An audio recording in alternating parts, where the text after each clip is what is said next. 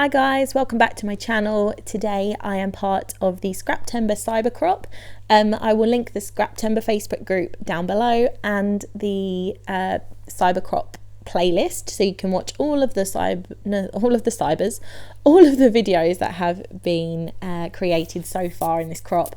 And as I am kind of on Saturday, there are loads more videos coming throughout the rest of Saturday and into Sunday, so plenty to get your teeth into, and lots of hopefully inspiration and things for you to follow along with. So we each selected the cat won't stop meowing, I'm sorry. This is a common feature of my videos. Basil, calm down. He is wearing a cone of shame. All right, it is a cone of shame. Yeah, he's not happy about the cone of shame at all. Anyway, so I selected roller stamps because I realised that since I stopped, well, I've not completely stopped doing Project Life, but I don't do very much of it, that I basically don't use them anymore, which is such a shame because I have a nice little selection of roller stamps. So I got out a couple of roller stamps to use for this layout, and this is inspired by Sue's fish. Very loosely, but I started with I got this Artist Loft paint palette, like watercolor paint palette that you could see me using a moment ago, and it's got all pearlescent watercolor paints in it, so I've been really enjoying that. That's been really fun.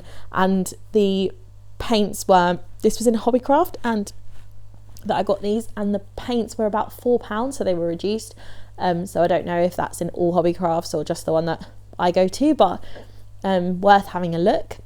And then I just kind of like sploshed it all on. I'm also using one of the pearlescent magicals as well, in a gorgeous Basil, your claws, ow. In a bright, sorry about that. In a bright colour, a really bright green. And then I thought, oh, you know what, I'm going to make it kind of run down the page a little bit, because I had a little bit too, ow, why are you being so annoying?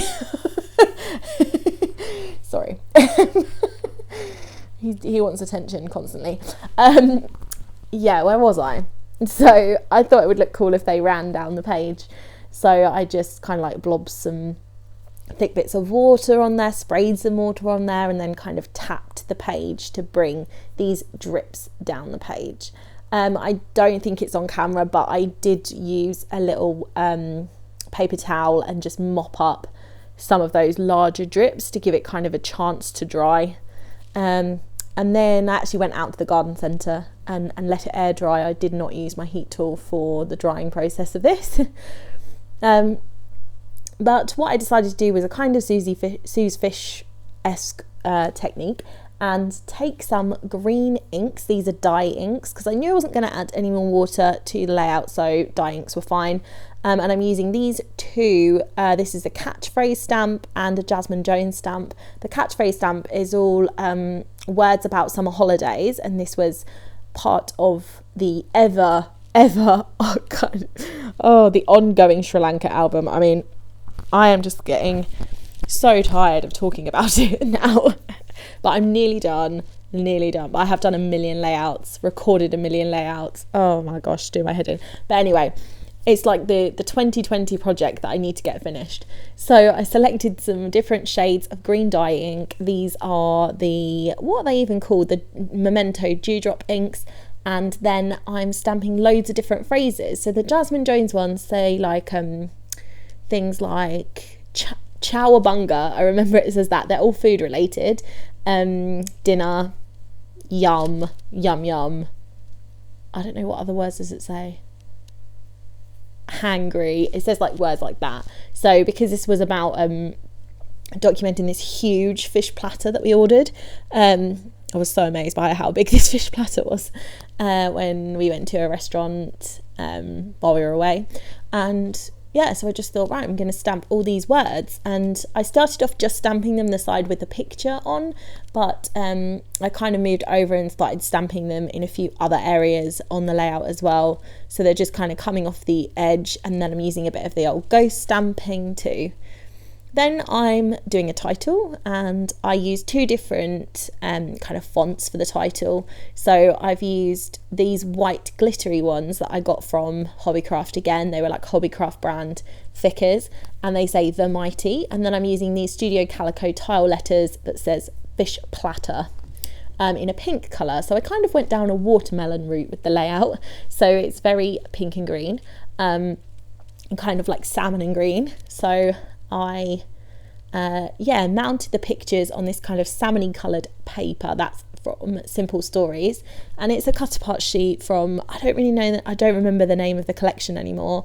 It's really old. I've had the papers for ages, and they are summer themed. So anything that's like really summery or really holiday-y, I have in a special box, just like, you know, you keep all your Christmas stuff together.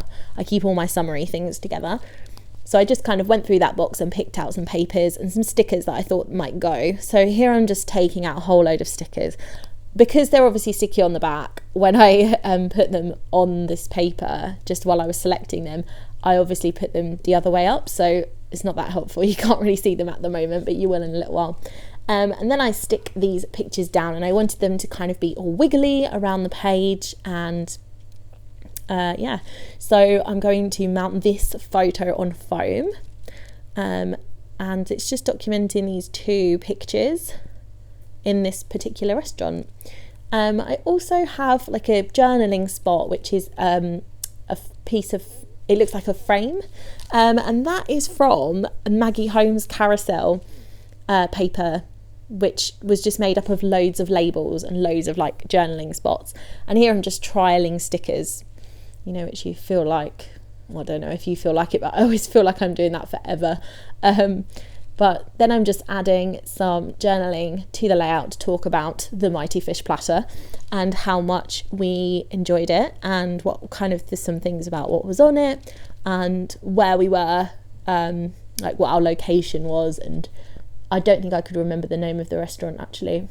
I don't know if I googled it, but that's beside the point. Anyway, I just add some journaling, and then I'm going to stick that journaling spot down, and I add a piece of foam behind half of it, and then some sticky tape on the other side, or double-sided tape on the other side, so that it is level with that foam mounted photo.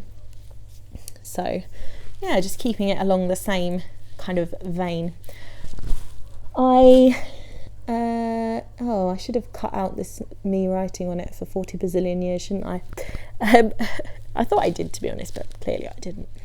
Yeah, so the cat's got a cone of shame on, because we were really worried actually, because he just was sitting on the bed, and then he looked all weird, and I kind of pushed him to stand up, and when he stood up his tail was completely limp.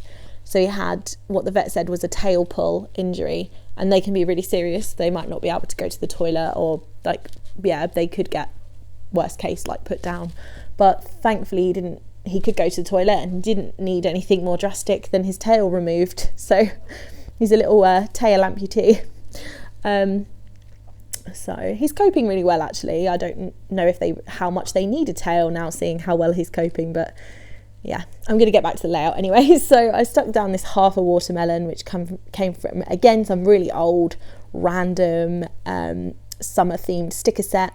And then I'm also sticking down that little bottle cap that says, like, no, I don't think it says cream soda. I don't think I used the cream soda one. Pink lemonade, maybe. And also this ticket, which said everything on it. So it says e-ticket, everything. And I thought it was the everything that I paid attention to, because I normally am quite literal with my scrapbooking. Obviously, we didn't have watermelon, and we didn't have, there was no ticket necessary for this. But I felt like the colours went so well that it was an opportunity to use those stickers. And then here I'm just using some enamel dots, and I've got some which I suppose are like a dusky pink, and some which are more of a salmon pink. So I just use a little selection of those enamel dots in some different places around the layout, kind of tucking them behind objects, and yeah, kind of clustering it almost in like I don't really know, I guess it's almost like a semicircle around the title. So I think that is everything for this layout. I hope you enjoyed the video. Please like, subscribe to my channel, and don't forget to check out the Facebook group, the Scraptember Facebook group down below, and the, what is it called? the playlist of all the other crop videos. Thanks for watching. I'll see you in my next video. Bye!